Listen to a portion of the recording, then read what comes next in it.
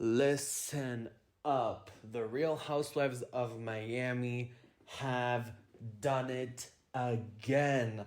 These women are not here to F around. They are eating other franchises up, okay?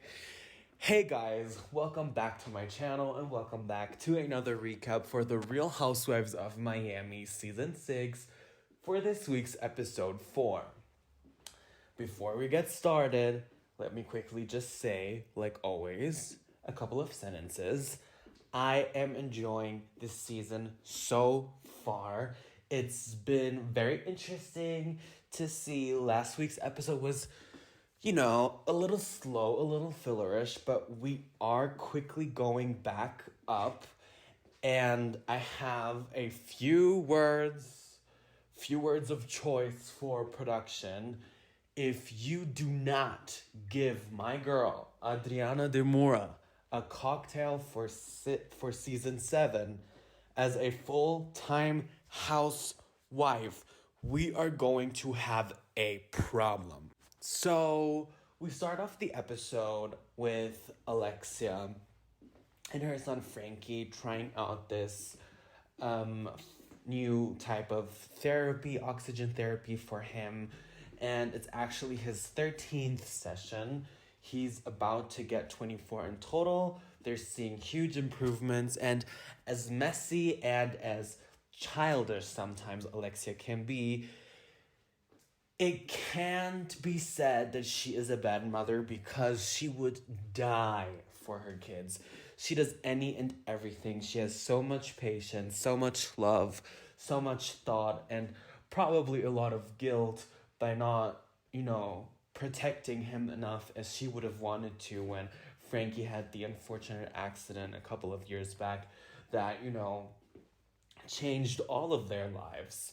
But it's scenes like this where I say to myself, this is the Alexia that I enjoy a lot.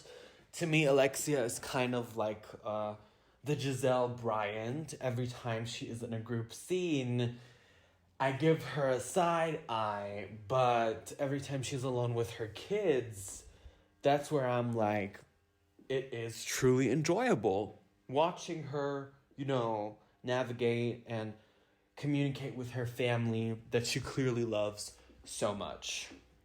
So next up, we have Adriana and Julia meeting up at Adriana's house, and I did not know if Adriana's house was ever shown on the franchise, on the show. But let me tell you, for a single woman, and I never really thought that she had it like that, money-wise, that house is stunning. Talk about a modern Spanish bachelor padish single person villa. It gave very much luxury. It gave very much Bali vibes. I was impressed. I said, Adriana, okay. We definitely need to have her full-time next season because she has a lot to offer and a lot to bring. So Julia and Adriana are meeting up to practice the opera singing that Julia wants to do for Martina at her Cancer party, which is still so sweet. Obviously, Julia is not the best opera singer. They are bringing in some help, a professional opera singer that greets the both of them and gets into exercising, Julia's opera singing voice ASAP. Adriana's dog is humping the opera singer. It was a whole mess. But Adriana is a really good pianist. I never really thought that musically she was so talented. I was impressed. So after that, we jump to Anthony and Nicole, Dr. Nicole, practicing for the basketball charity match that Larsa has invited all of the ladies to for Make-A-Wish. Make-A-Wish for, the basketball celebrity thing is being organized to sum up some money for a good cause. And Larsa has invited all of the ladies and organized a sprinter van to pick all of them up and go to the arena.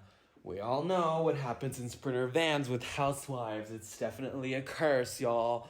And this episode and this sprinter van ride was no exception. So Anthony and Nicole get coached to exercise their basketball skills, and they're having some fun. I love watching scenes between the two of them because you can clearly tell the chemistry that they have. It is just so organic, natural, and unforced. They're talking about their ball handling game. Anthony's cracking jokes. He's like, it's too soon to have a threesome when we're all getting along so good. Anthony is really a jokester. I really, really like him. And with the money that they have, you would think they kind of would behave like Alexia and Todd, but they're still so down to earth. So after practicing for quite a bit, Dr. Nicole and Anthony talk about, how they're trying for baby number 2. Anthony had hopes that Nicole would tell him now that she's pregnant after the basketball training. And, the last time he said that she broke to him that she was pregnant before he took off on a plane to go somewhere. And now that Dr. Nicole is actually pregnant, congratulations to her. Go ahead to her page and leave a few nice comments and good positive vibes, words of encouragement, because it is truly a blessing for them. And yeah, they're also talking about how the mom from Nicole definitely wants grandchild number 2, and how they are going to probably get married after the second baby is born. So as far as I can remember, we then jump to Lisa and Jody. Lisa and the kids are visiting Jody at his place. The kids are bringing in some toys for Jody's dog, and Jody has already some toys laid out for them. He's prepping them to go take a swim, and it's really nice how the chemistry is between Lisa and Jody. It's definitely a long-term thing. They fit right together. What I thought was hilarious is that the kids think he's Uncle Joe or some of Lisa's, gay friends. I was like, Lisa, you put that man through hell, you use him as your therapist, and now he's gay? Child, this is definitely too much.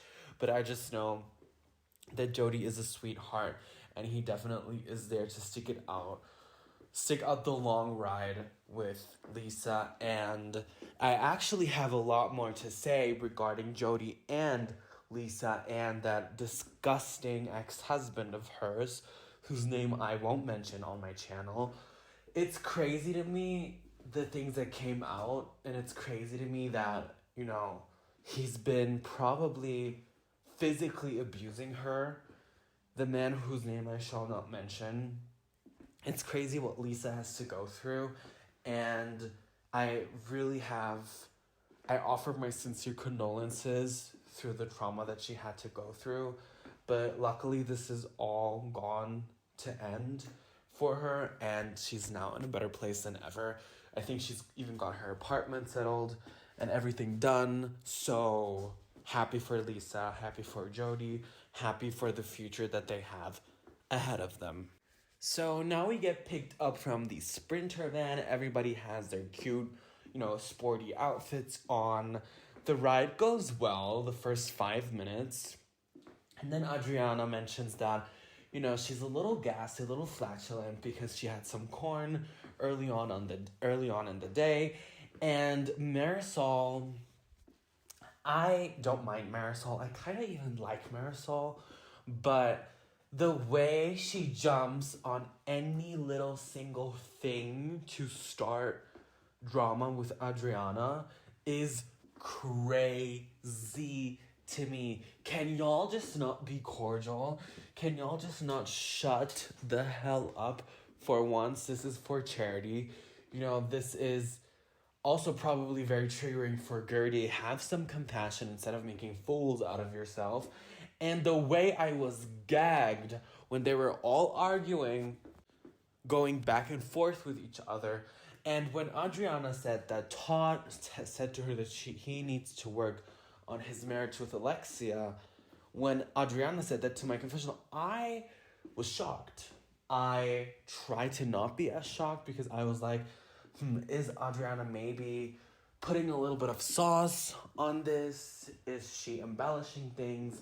But the way Miss Lisa Hochstein came for Alexia in her confessional and confirmed that Todd said that to Adriana, I was shook. She literally said, on the way out of the party, Adriana and I ran into Todd and he said X, Y, and Z. I was like, damn. Adriana cannot be faulted for this, and Alexia definitely needs to rearrange and place her anger and frustration onto Todd, because if she wants to have this happy-go-lucky picture of her and Todd out there, she definitely needs to tell him to maybe shut up the next time and mind his business and not go blabbing out stuff and details to Adriana, because obviously she is gonna use that and she is gonna bring it up. It's Housewives, it's normal, it's the most housewife things to do. But anyways, the mood goes from 0 to 100 immediately. It was a 1 hour ride from hell. Alexia even said that Adriana's jealous. Marisol is cursing at her in Spanish, saying that she'll eat her alive. And the way I would love to see Marisol try, because the way Adriana would probably eat both of them up in a singular argument, just with words, is crazy. Some of y'all really underestimate Adriana a lot and the potential that she has. And one thing I like about her, she can be very sensitive and empathetic and emotional, but she will still read you down. Does she say some stupid things at times, like the things that she said about Frankie, comparing her, broken foot to Frankie's accident and saying consequences, as you know, Alexia, that was a very low blow, but still. At least they had a little lunch where they spoke things out together. And I really hope that the relationship of the three of them actually kind of repairs itself, because it's sad to see OGs of the show, fall apart like this. It's honestly a shame. So now we arrive at the arena. Everybody's changing their clothes. Julia is arriving and, changing as well. Adriana is filling her in as to what happened. And the girls get all on the playing field and they get split into two teams. And to make a long story short, the black team, Larsa's team, won. So Marisol falls on her face. Kiki twists her ankle like 4 times. Adriana falls on her whole arm. Julia actually makes some winning scores, but at the end of the day, still Larsa's team had won. And to finish off the episode, the ladies all go back to the locker room, and let's not forget this is Alexia's birthday still, and Todd had organized a cake, a cake, the present, and so on and so forth. Adriana is obviously being a little pissy in the corner, talking to Anthony, saying, you know what silent luxury is? You are. You know what loud luxury is? That over there. I said the shade of it all. Because Alexia said, you are jealous of me. You're jealous of the things that I have. The material lifestyle, I guess. And as Adriana said in her confessional, Exhibit A, she kind of did prove her point, though. I mean, if it's not all roses and flowers in your marriage, the only thing you can do to spice things up is material things, you know? But do I think that deep down in her conscious, Adriana may be a little envious? Potentially, yes. Adriana was married or had been married to someone very rich, if I remember correctly, and now she's on her own. But I think that financially she's made it very well for herself. I mean, the place that she lives in is gorgeous. The clothes that she wears are gorgeous. She, as you know, as her own, is a very beautiful woman. So I really hope that she would have a take in later episodes of, you know what, if you're doing well, I'm happy for you. I'm doing well on my own. Let's not compare. Let's just admire and inspire. So, yeah, I would love for that route to be taken in future episodes. But anyways, you guys, that was it for my recap for this week's episode. The preview for next week looks heavy. Gertie is pissed that Larsa, told her secret. Lisa is filling in the ladies in some heavy stuff that she's involved in at home. I don't want to mention that here because I'll risk getting my videos taken down. Probably you know how that is. And yeah, I'm very excited to see what next week is gonna go down. As always, you guys, thanks so much for watching. Thanks so much for the engagement on my videos the last couple of months. It's been insane to see my channel grow. We're almost at 2,000 subscribers. Just a couple of months back, I had like 1,000, and to see such rapid growth in almost 6 months of making YouTube, it's really filled my heart, and it gives me so much joy making these videos for you and really turning my hobby into something that can be seen, something that has a voice, and something that hopefully inspires some people. But yeah, thanks so much for watching. Leave a like, comment, and subscribe, and I'll definitely see you guys later. Bye-bye.